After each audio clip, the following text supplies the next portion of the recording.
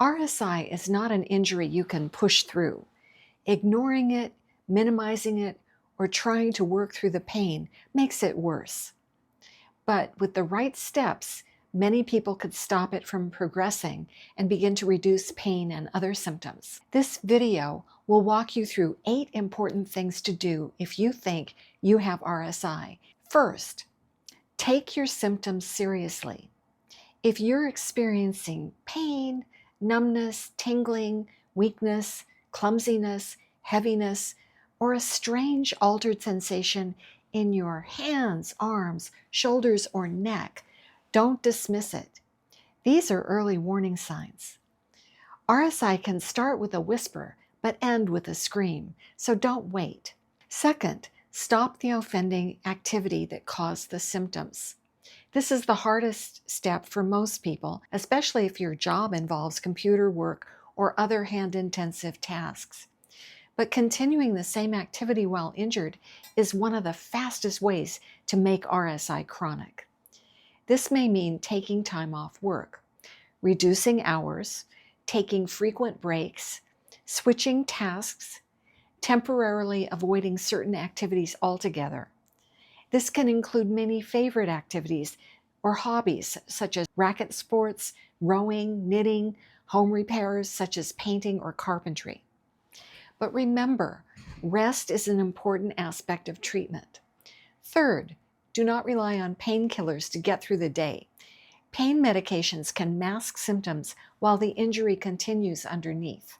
If medication allows you to keep doing the same harmful activity, it can actually delay healing and make long-term damage more likely because you are continuing the offending activity. Fourth, seek a medical evaluation from a knowledgeable physician. Not all doctors are trained to recognize RSI. A proper evaluation is hands-on and thorough and can take much longer than a typical appointment. RSI can involve multiple areas from the shoulder blades and neck to the fingertips, and posture, work habits, and daily activities all matter. If your symptoms are dismissed or minimized by your doctor, or the doctor writes a prescription for painkillers instead of addressing the root source of your injury, keep looking. You deserve to see someone who takes your condition seriously. Fifth, physical therapy can help, but you need the right kind. A skilled physical therapist can be invaluable, but be cautious. If physical therapy focuses on aggressive hand strengthening, like squeezing balls, wrist curls, or repetitive hand exercises, that's a red flag. You cannot strengthen injured tissue. If the exercises hurt, tell your physical therapist, and if they don't modify your routine, find another physical therapist. Effective therapy focuses on posture, upper back and shoulder stability, neck alignment, avoiding the forward head posture, gentle mobility, and reducing strain rather than adding load. Physical therapy should make you feel better, not worse. Sixth, address posture and workstation setup, but don't rely on equipment alone. Workstation changes can be helpful, but no chair, keyboard, or mouse can protect you from overuse. Be skeptical of products labeled ergonomic. Some actually increase strain or shift the injury to another body part. Best practices include sitting tall without using the backrest while you're at the computer, avoiding forward head posture, keeping the elbows open to more than 90 degrees if you're using a keyboard, taking frequent movement breaks. Remember, even the best setup cannot compensate for excessive repetition or statically sitting still. Seventh, pace yourself and respect your limits.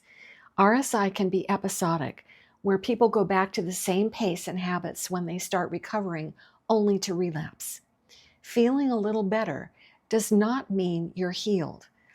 Many people re-injure themselves by doing too much too soon, and it can turn into a cycle of injury, rehab, return to work, and then re-injury again. Dealing with chronic RSI requires gradual return to activity and reducing time spent at repetitive movements, careful pacing, listening to early warning signs, and willingness to stop before pain escalates. Eighth, Educate yourself and become your own advocate. No one will care more about your hands than you do. RSI is complex and misinformation is common. That's why I created this channel, to give you practical guidance, education, and support for living and working with RSI. If you think you have RSI, you're probably not imagining things. If you are injured, you deserve the best care. Learn how to evaluate doctors, therapists, and treatment advice. Understand your risk factors. Pay attention to what helps and what makes symptoms worse. Subscribe to this channel, explore the videos, and share it with your friends. And be sure to watch the video that's coming up next for more great information about RSI. See you next time.